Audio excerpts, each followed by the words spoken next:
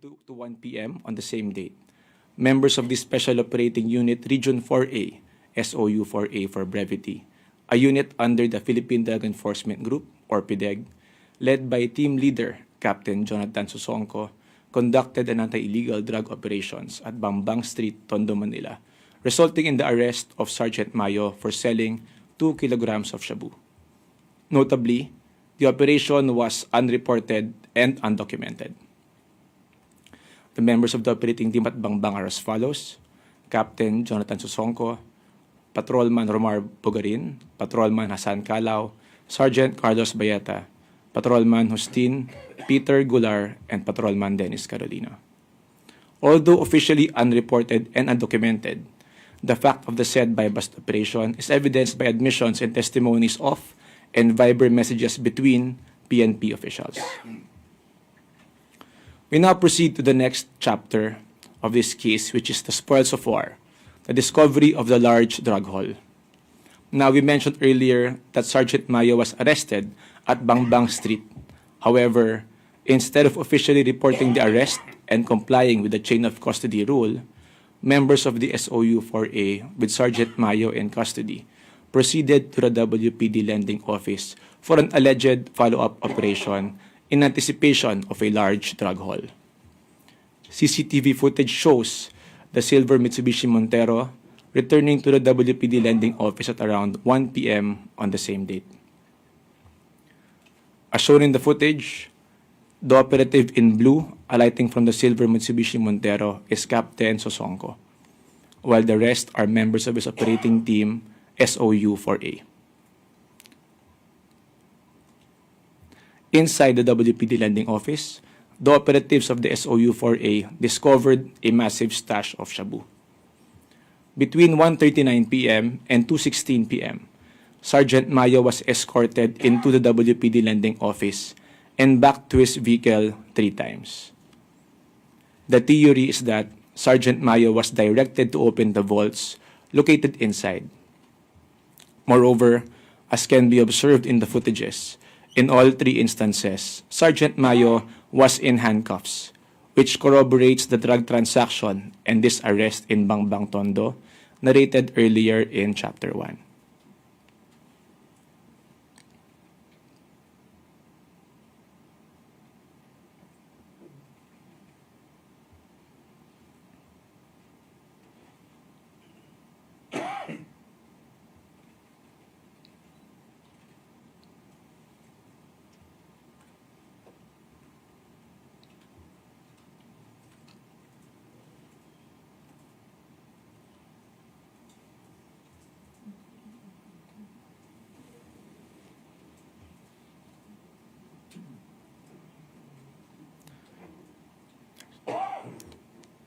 The third chapter of the Mayo case will show operatives hauling away large portions of the drugs, among others, located at a WPD Lending Office.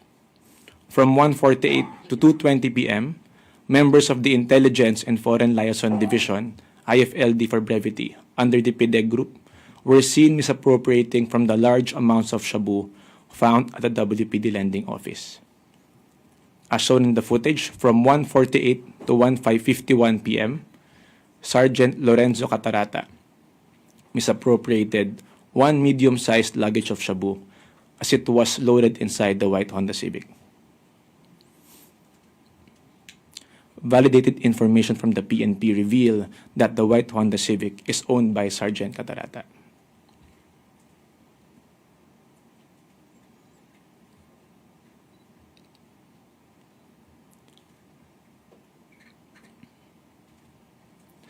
Thereafter, at 2:13 p.m., Sergeant Catarata and Sergeant Arnold Tibay can be seen in the footage misappropriating 1 luggage filled with shabu by carrying it on board a red Yamaha NMAX motorcycle.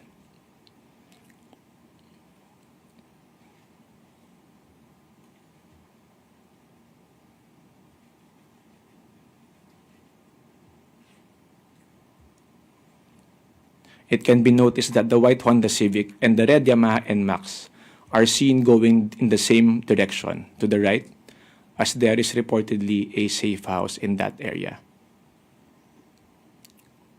At 2:05 p.m., Sergeant Jerwin Rebosora can be seen carrying one duffel bag and placing it inside the black car through its left rear door.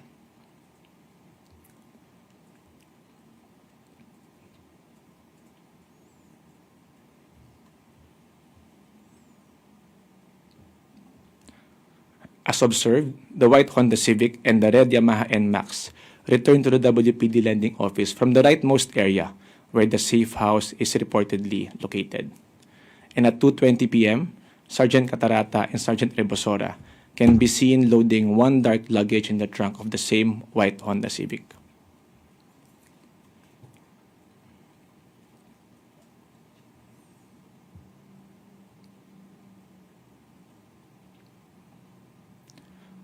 For the next slides, we will show you screenshots of CCTV footages taken from the report of the PNP Special Investigation Task Force Group 990, which identified the respondent police officers. So here we see Sergeant Lorenzo S. Catarata. Next is Sergeant Jerwin Rebosora. And then here we have Sergeant Arnold Tibay. The operatives seen in the next slides are part of the operating unit that arrested Sergeant Mayo at Bangbang Street, who likewise participated, either directly or indirectly, in the misappropriation of drug evidence. Here is Captain Sosonko, the team leader in the arrest of Sergeant Mayo at Bangbang, and then the members of his operating team, SOU-4A, who failed to account the drug evidence at the WPD lending office. So how were we able to conclude that the contents of the haul are shabu? Because days after the incident, Colonel Rolando Portera, then chief of the IFLD, upon witnessing the acts committed by his subordinates in the footage, directed them to explain. Sergeant Rebosora admitted to Colonel Portera that the operatives, quote-unquote, saved more or less 30 kilograms of shabu, intended as a reward for their confidential informant, a patently illegal act and a blatant violation of the Comprehensive Drugs Act of 2002, among other laws. This was duly reported by Colonel Portera to Domingo, who directed the return of the saved drugs. Colonel Portera then facilitated the return of the misappropriated shabu, wherein 42 kilograms of said shabu was recovered in front of the Public Safety Mutual Benefits Fund Inc. building near Camp Crame.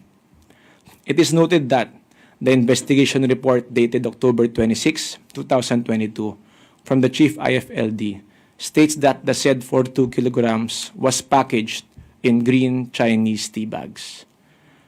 Similarly, as seen in the pictures of the drugs seized at the WPD lending office, they are likewise packed in green Chinese tea bags.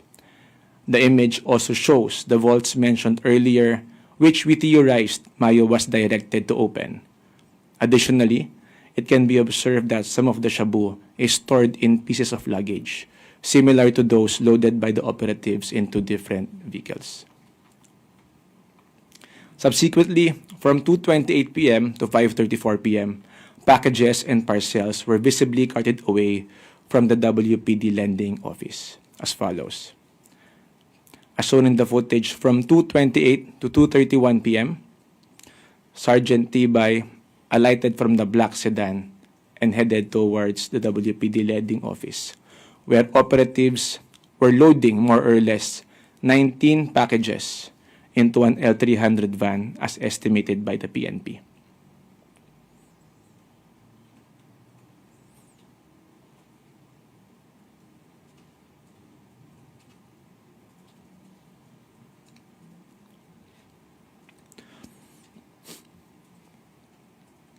Captain Sosonko can also be seen talking to operatives and looking for CCTV cameras in the area. At 4:41 p.m., an operative was seen carrying several paper and plastic bags from the WPD lending office before heading back.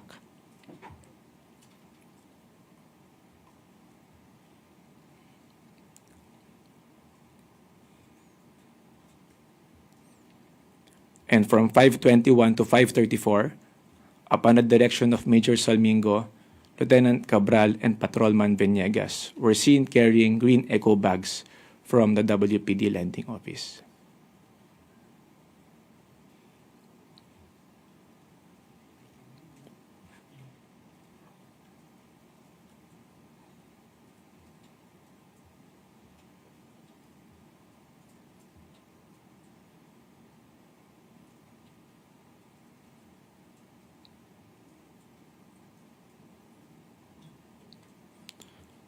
So in this screenshot, we see Captain Sosonko, who in the first video of this chapter we seen looking for CCTV cameras in the area. And then here we have Lieutenant Cabral and Patrolman Venegas. We note that aside from the members of the SOU-4A and IFLD earlier identified, other police officers who arrived at the WPD Lending Office are as follows. So we have Marian Mananghaya, a member of the IFLD, who arrived at 3:03 p.m. And we have Ashraf Amirol, team leader of the IFLD, who arrived at 3:42 p.m. We now proceed to the next chapter of the Mayo case, which pertains to the cover-up. Due to reports of a large and unprecedented drug haul and the involvement of a PDEG officer, the following high-ranking officials of the PNP arrived at the WPD Lending Office from 3:45 p.m. to 4:30 p.m. as follows. Colonel Olonan is the chief of the SOU-4A.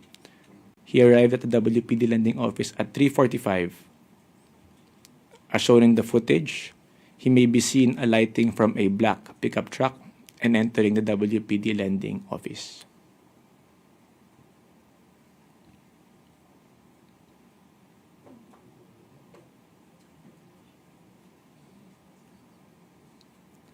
Lieutenant Colonel Ibanez, the officer in charge of the SOU-NCR, and Major Salmingo arrived at the WPD Lending Office at 3:54 p.m. Lieutenant Colonel Ibanez was the officer in charge of SOU-NCR, the same unit where Sergeant Mayo belongs to.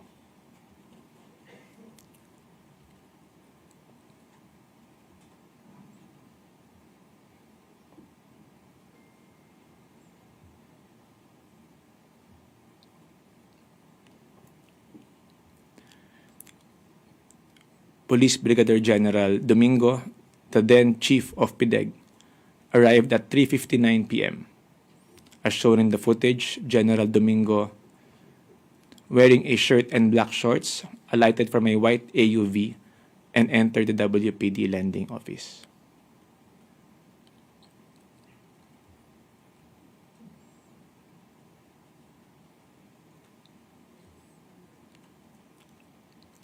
Lastly is Lieutenant Colonel Gonzalez, a former member of the IFLD.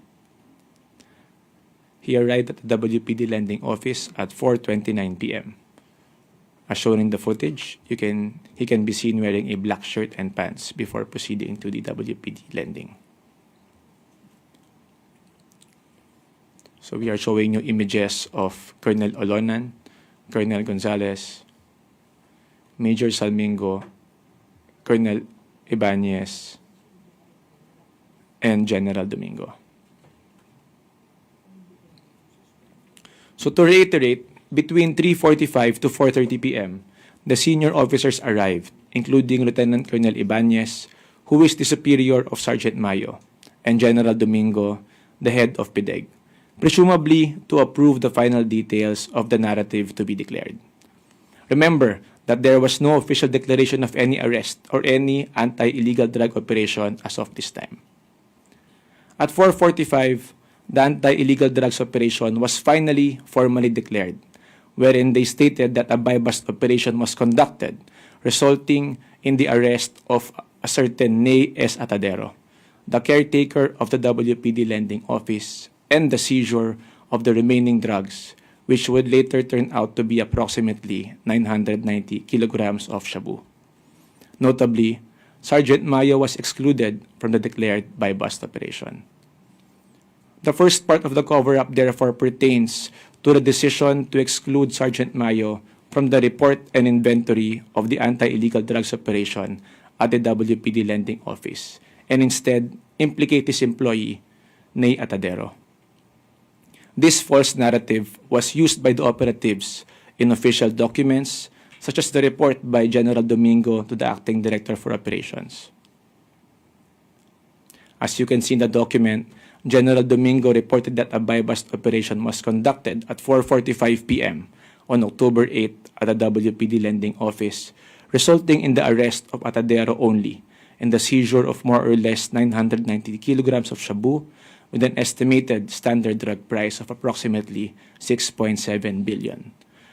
The same false narrative was further used in the submissions before the DOJ and the court. However, CCTV footage shows that no buy-bust operation was conducted at 4:45 p.m. at the WPD lending office.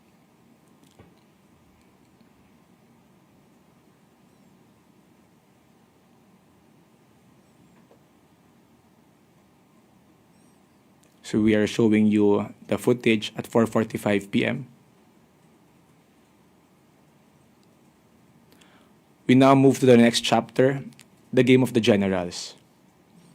The first part of the cover-up, as earlier stated, pertains to the decision to exclude Sergeant Mayo from the declared buy-bust operation at 4:45. Now, the second part of the cover-up pertains to the decision to release Sergeant Mayo under the guise of a follow-up operation. As may be recalled, Lieutenant Colonel Ibanez is the boss of Sergeant Mayo, who both belong to SOU-NCR. Thus, to ensure his release, Lieutenant Colonel Ibanez attempted to induce Domingo and Colonel Olonan by stating that there is a larger warehouse in Pasig City, quote-unquote, na ituturo ni Mayo.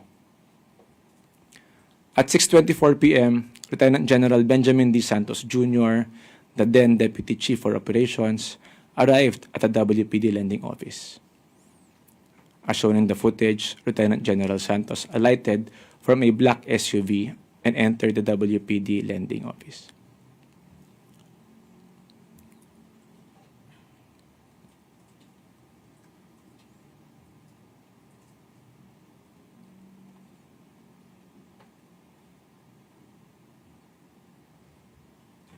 Now, after Lieutenant General Santos left at 7:19 p.m., General Domingo, Colonel Olonan, Colonel Obanez, Colonel Gonzalez, and Major Zulmingo converged at the right side of the building and brainstormed on whether, quote-unquote, tutuluyan or tutulungan si Sergeant Mayo.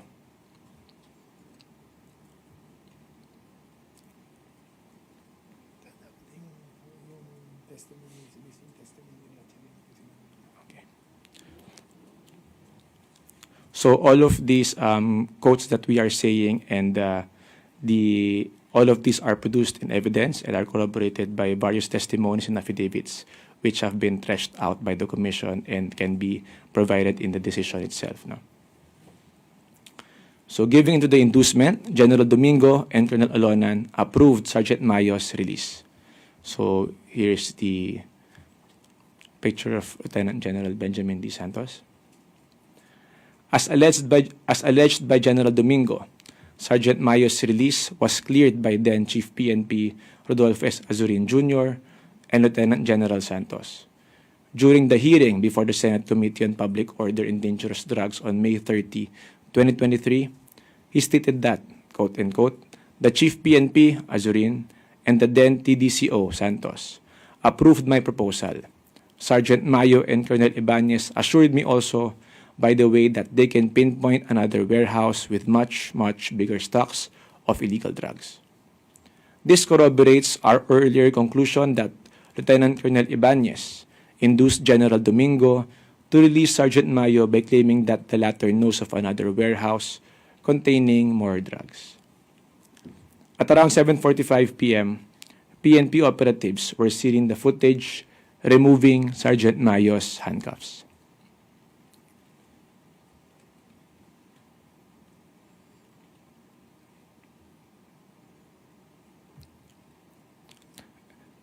Thereafter, at 7:50 p.m., Major Salmingo, together with Sergeant Mayo, left the WPD lending office to conduct a quote-unquote follow-up operation in Pasig City. The said operation later on will turn out to be just a mere service of a warrant of arrest. In the joint affidavit of arrest of the members of SOU-NCR, it was stated that Sergeant Mayo was the arresting officer of Julian Francisco at Sorrento Oasis in Pasig City. Here we can see Sergeant Mayo wearing a black face mask and blue PNP shirt, appearing to arrest Julian Francisco. So in the next two slides, we will show you the members of SOU-NCR involved in the service of a warrant of arrest against Juden Francisco, wherein Sergeant Mayo was made the arresting officer. We now move to the last chapter, the solution, wherein PNP officials concocted a scenario to cover the slew of irregularities. To recall, we have established that Sergeant Mayo was already arrested between 12:40 to 1 o'clock p.m. at Bangbang Street for selling 2 kilograms of shabu. We have also established that Sergeant Mayo was brought to the WPD lending office under the custody of PNP at 1:39 p.m. until 7:50 p.m. and that the declared buy-bust operation at 4:45 p.m. was conducted solely against Atadero, excluding Sergeant Mayo. Lastly, it has been established that Sergeant Mayo was released from police custody and assigned as an arresting officer against Juden Francisco. Now, former PIDEA Director General Wilkins Villanueva learned of the release of Sergeant Mayo and texted then Chief PNP Rodolfo Azurin that, quote-unquote, according to the team leader of the operating team in Abad Santos, the PIDEG leadership did not want to include the police officer in the arrest of Mayo because it will affect their reputation. That is why they released him. According to him, it was the arrested police officer who is disposing the items, end quote. This prompted General Azurin to direct General Domingo to return Sergeant Mayo to the WPD lending office. However, we recall that the buy-bust was already declared at 4:45 p.m. only against Atadero and that the inventory has already begun. Thus, in an attempt to address the irregularities in Sergeant Mayo's earlier arrest and to cover up his subsequent release, Colonel Olonan, Captain Piñon, and his team staged a hot pursuit operation against Sergeant Mayo. It was reported that this alleged operation took place at Quiapo Bridge, Quezon Boulevard, Quiapo, Manila at 2:30 a.m. on October 9, 2022, resulting in the arrest of Sergeant Mayo and the seizure of 2 kilograms of shabu. Flashed on the screen is Sergeant Mayo wearing a white shirt and black cap, being arrested at Quiapo Bridge, and the 2 kilograms of shabu laid on his vehicle. What is very telling is that earlier, during the arrest of Juden Francisco, Sergeant Mayo, as the arresting officer, was seen wearing a blue PNP shirt, while in this picture, we can see that Sergeant Mayo was made to change his outfit. So in the next 2 slides, we will show you the members of those involved in the simulated hot pursuit operation. Here are other police officers who are also found liable throughout the incidents in different capacities.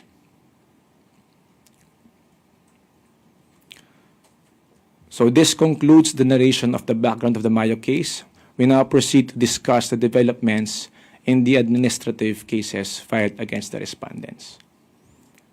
On December 13 and 19, 2024, and January 6 and 9, 2025, the NAPOLCOM and Bank resolved all the remaining cases covering 99 summary dismissal cases involving 56 respondents. As resolved by the NAPOLCOM and Bank, 21 respondents were dismissed from the service, 16 respondents were demoted in rank, 4 respondents were suspended for 6 months, and 12 respondents' cases were dismissed. With respect to the 3 respondents who are presidential appointees, our recommendation for dismissal from the service shall be subject to the confirmation by the Office of the President. Relative to the administrative case against Lieutenant General Santos, the summary dismissal proceedings against him was suspended on account of a writ of preliminary injunction issued by Judge Alice Gutierrez, Branch 193 of the Marikina City Regional Trial Court. Shown on the screen is the summary of the penalties imposed on the respondents.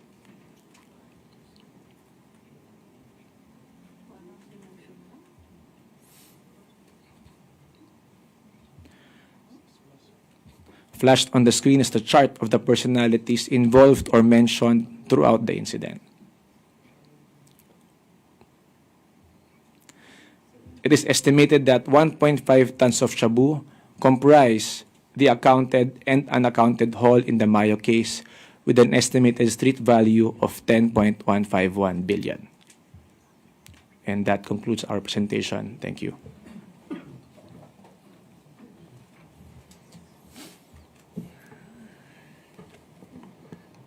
To close before I turn it over to the SOJ.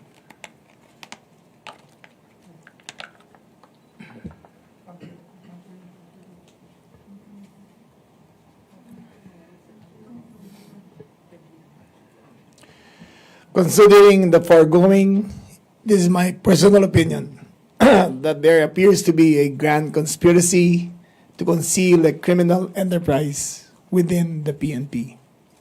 It must be inherent in the institution that with the responsibility of being an officer of the law comes with the power alone, does not make you impervious to prosecution.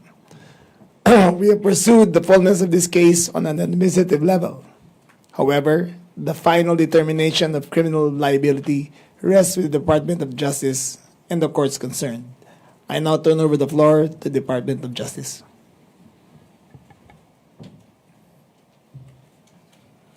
Thank you. The one to do the talking today would be PG Fadulion and Yusek Vasquez. I have no voice.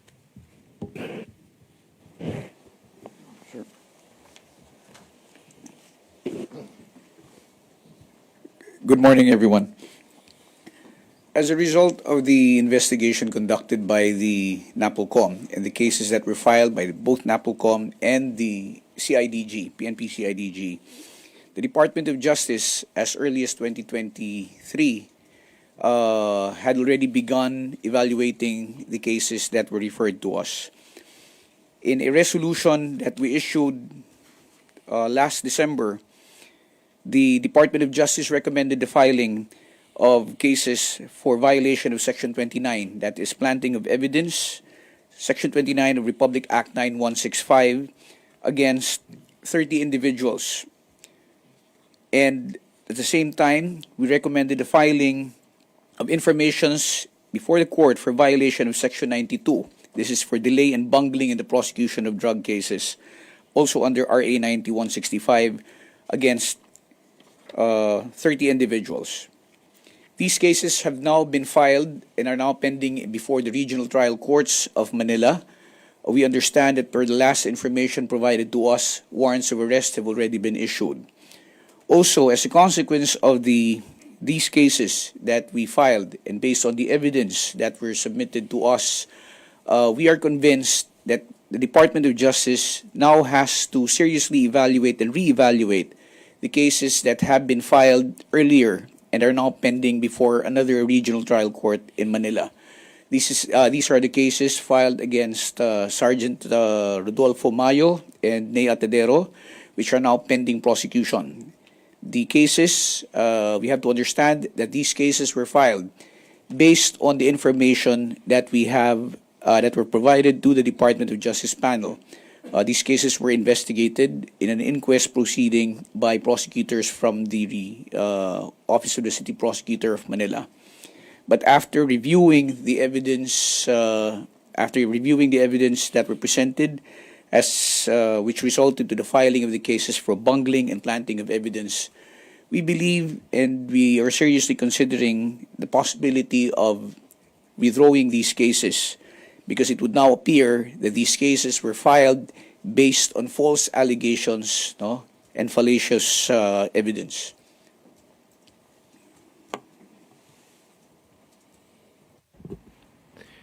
We're now, Yusek Vasquez, you want to add something? Good morning, ladies and gentlemen. With the receipt of the comprehensive report from the NAPOLCOM, the DILG and NAPOLCOM, which led to the finding of guilt of many PNP officials, the matter will now be subjected to comprehensive case build-up under existing DOJ rules in order to determine who would be responsible criminally And based on the evidence presented, plus additional pieces of evidence that we may gather in the course of further investigation, we may be initiating the criminal cases in due time. And that would be initiated soon. We will re-evaluate pending cases in order to have quality cases and evidence-supported litigation against those responsible. Thank you, sirs. We are now opening the floor to the Malacanang Press Corps for questions. First question, John Ayu, Journal. Secretary, good morning. Sir, moving forward, ano pong gagawin ng DILG? Ano pong mga reforma ang ipatutupad sa PNP para hindi na maulit yung ganitong insidente? Well, una-una, gusto namin baguhin ang PNP reform law. Kasi ang lumalabas dito, yung mga involved sa officers involved ay walang specialty sa ginagawa nila. Obviously, Major General Domingo, General Santos were not duly informed or are not specialized in drug cases. So, it seems na nagkamali sila sa decision making. Ang gusto namin magkaroon ng institutional memory ang bawat department, from drug enforcement to cybercrime to administration to investigation. Dapat specialized na talaga ang mga policemen. That's where we are heading. So ano yun, sir? Parang may schooling na... No, we will introduce legislation para from next year on, magkakaroon na rin ng 4 tracks ang PNP. Pagdating mo ng captain level, you will be either put in administration, investigation, cybercrime, and administration. So magkakaroon na ng institutional memory ang bawat department. Ang nangyayari kasi ngayon, 1 taon nasa investigation ka, 2 taon nasa drug ka, 1 taon nasa administration ka, palipat-lipat lang sila. So yung nakikita nyo clearly na yung mga top officers involved were not aware of the procedural matters to be followed. So, lumaki na lumaki. Ang nangyari, yung nasa ilalim, sila nagdesisyon. Yung mga nasa taas, nakikisama na lang. Sir, last na lang. Bakit hindi kasama sa kaso yung dating PNP chief na mention? Or Hindi siya kasama sa DILG, NAPOCOM, kasi nung hearing ng case na to, retired na siya. But it does not make him impervious sa case build-up ng DOJ. so meron pa rin? Meron pa rin. Sa amin kasi administrative lang eh. Sa kanila ang criminal. Criminal. Pasok pa rin siya, sir. Again, I must reiterate, there seems to be a grand conspiracy to conceal a criminal enterprise. Tignan nyo yung kaso, from sergeant to chief PNP, kasama lahat sa kwento. Thank you, sir. Next question, Alvin Baltazar, Radyo Pilipinas. Secretary, magandang umaga po. Secretary, sino ba yung yung leader ng grupo? That has to be determined by the DOJ. Pero, ang nabanggit din kasi dito, sir, si dalawang general. Again, it has to be determined by the DOJ kung sino talaga ang criminal. Sa amin lang kung ano nakita namin and the facts of the case. Salamat po. Pia Gutierrez, ABS-CBN. Hi, sir. Sir, do you see the need to look into the other previous arrests made by this unit to determine whether this is not a one-time thing?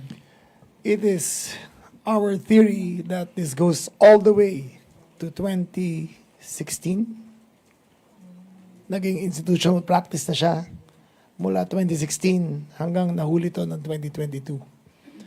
It seems that it became a standard procedure ng mga ilang elements ng PNP na magkaroon ng mga drug haul, re-report ng konti, ibobodega ang marami.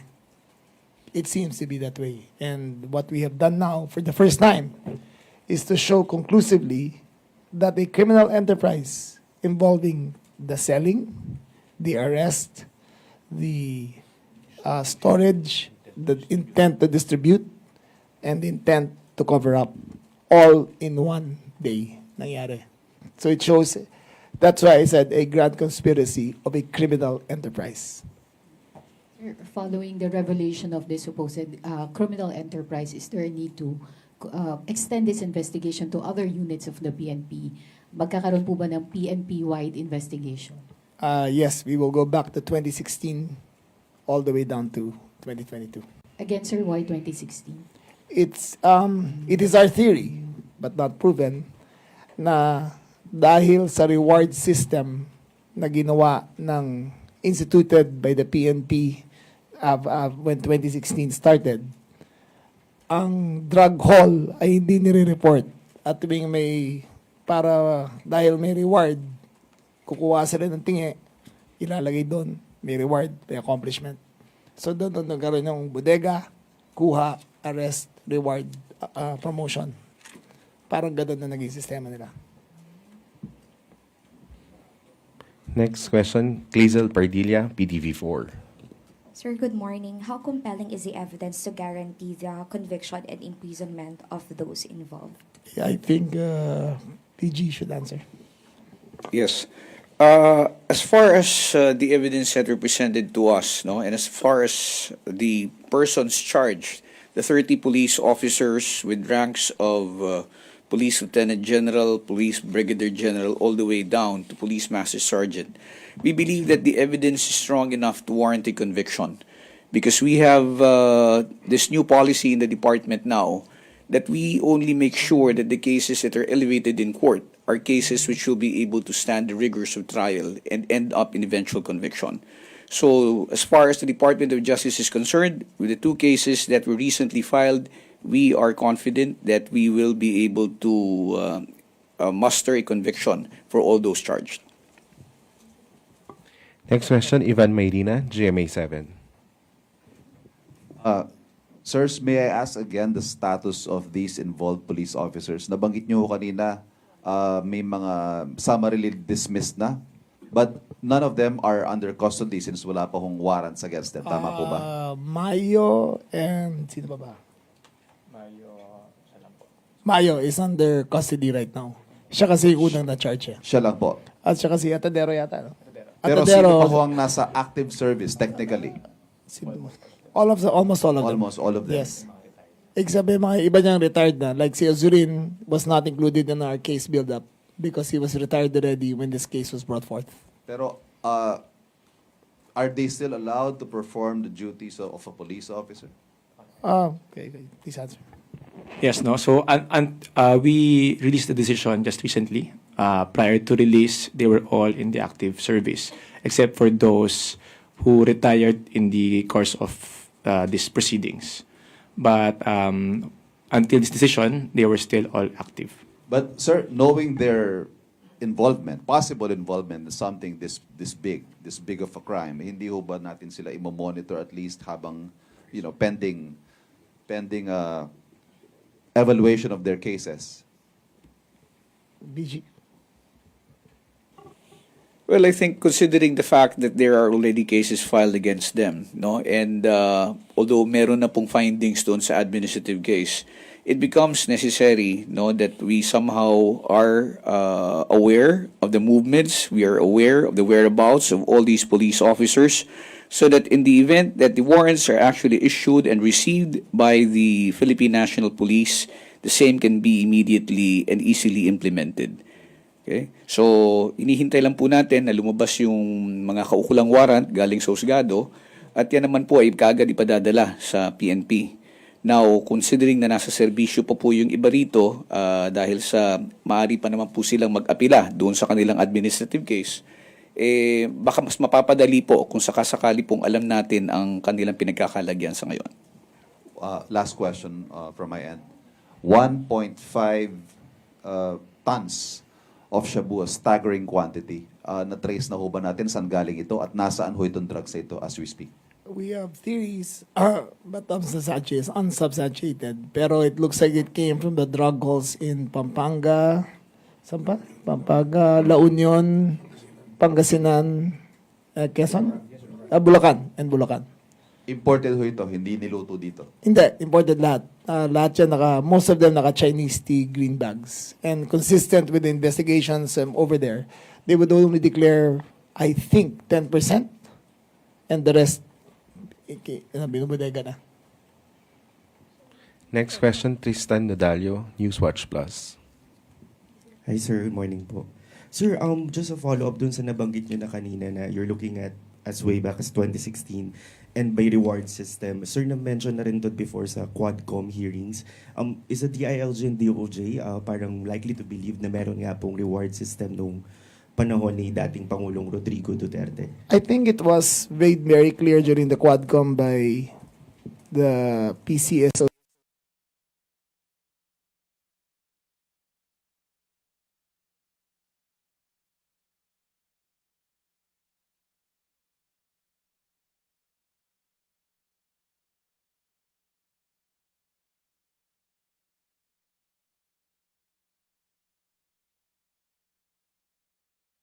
Grand conspiracy, no? Baka meron pa bang ibang officials higher than the police officials that you are also looking at?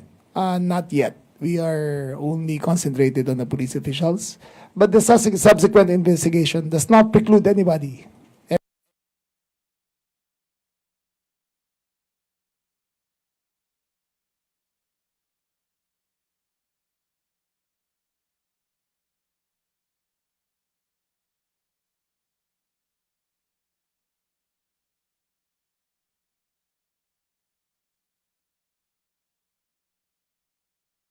Conspiracy, yung mga retirement benefits po ba babawiin at Well, let's not go too far about that, yung ng penalties. But as far as DILG is concerned, wala kaming admin capacity to prosecute. As far as DOJ is concerned, then they have the capacity to investigate, to prosecute, to build a full case regarding the involvement of other officials. Thank you, sir. Next question, Sam Medinilla, Business Mirror. From dun sa involved sa Mayo case, may other pending cases pa po ba involving police sa drug cases? Meron po tayong mga involvement sa drug cases but not as big as this one. Mga ano na po yun, mga isolated instances or mga individual police may illegal acts but not at this scale wherein a group of policemen are working together to consume the illegal act. Mga ilan po kaya yung cases na? We do not have the figure with us now, but we can provide you later on. Thank you. Do you have more questions from the media? Alvin Baltazar, Radio Pilipinas. Secretary, habol ko na lang po. Ito ba mga sangkot na officers, police officials, nag-undergo ng lifestyle check? I think after the criminal proceedings, criminal charges will be filed, then AMLA will be enjoined to investigate them also. After a criminal case has been filed and established.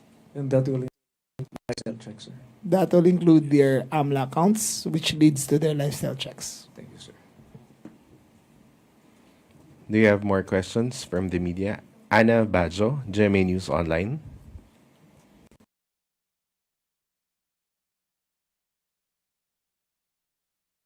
Na po sa investigation ng NBI doon sa alleged threat ni Vice President Sara Duterte sa first couple and kay Speaker Romualdez. Yes, we were informed already that the NBI had finished its investigation, but there's a need to further evaluate it, and we are sending prosecutors over to look at the evidence and evaluate the evidence that is in the custody of the National Bureau of Investigation. Depending on the outcome, we will be able to make a recommendation whether to have it considered filed already before the department and or to return it to the NBI if there's a need to build up the case further and to add to the evidence that they have. But this is subject to evaluation. The NBI and the DOJ are working closely together, our prosecutors, to ascertain the evidence that is on hand. That's part of the case build-up, the evaluation stage that was referred to by PG Richard. Once the evaluation is confirmed to be enough to warrant preliminary investigation, that's the time that the preliminary investigation proper would be initiated. Thank you, sir. Christian Yesores.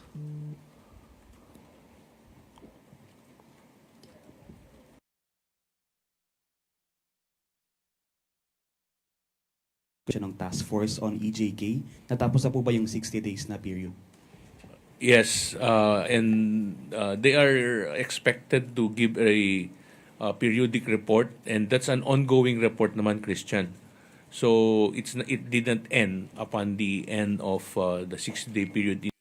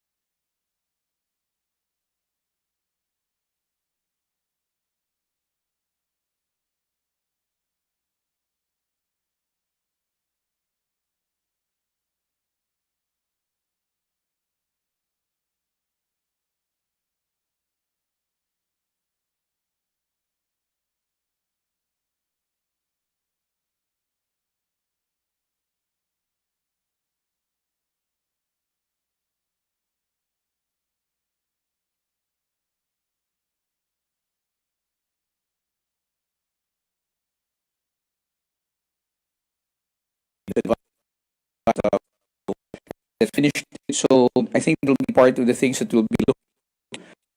We send our prosecutors not to find out if they have any information leading to the one who was contacted supposedly by the vice president to execute the acts.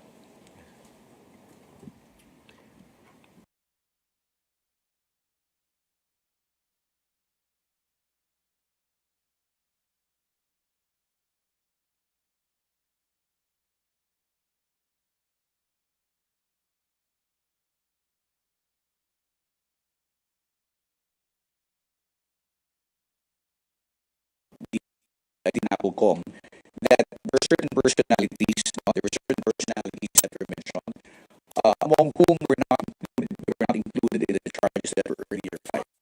So this will mean that based on the results of the investigation in the NAPOCOM or the NPNP unit, if any case is referred to the department, we will look into it and look into the involvement of the other personalities. There is nothing which will preclude the department from amending the informations that we have filed already, or to file new charges if there are in fact other cases that may be filed as against them.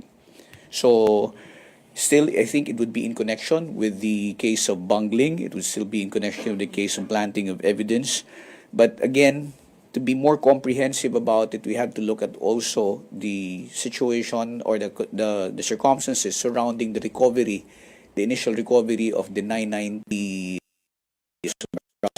The source, because I think we have to look further into that. So if all depends on the evidence that will be submitted to us, we will make the necessary assessment, and if we are convinced that there is a need to include other personalities, we will do so. Before we end, may we ask Secretary Jonvic Remulla for his closing statement? Thank you very much, everyone. This case was originally brought forth to the NAPOCOM, kailan ba? 2022. Inupuan po ng 2 taon to. Nung pinalitan po si Commissioner Bernabe, si Bernardo. Vice Bernabe took over and he prosecuted the case with full intent, full intent to uncover the truth. Yung inuupuan kasi na kaso is justice denied. So, ginawa namin, bago na, pinaspasan na namin to para makita talaga ang katotohanan. Thank you very much, Secretary Jonvic Remulla, Secretary Boying Remulla, PG Fadulion, VCO Bernabe, and Yusek Vasquez. And that wraps up our press briefing for this afternoon. Maraming salamat, Malacanang Press Corps, at magandang umaga po.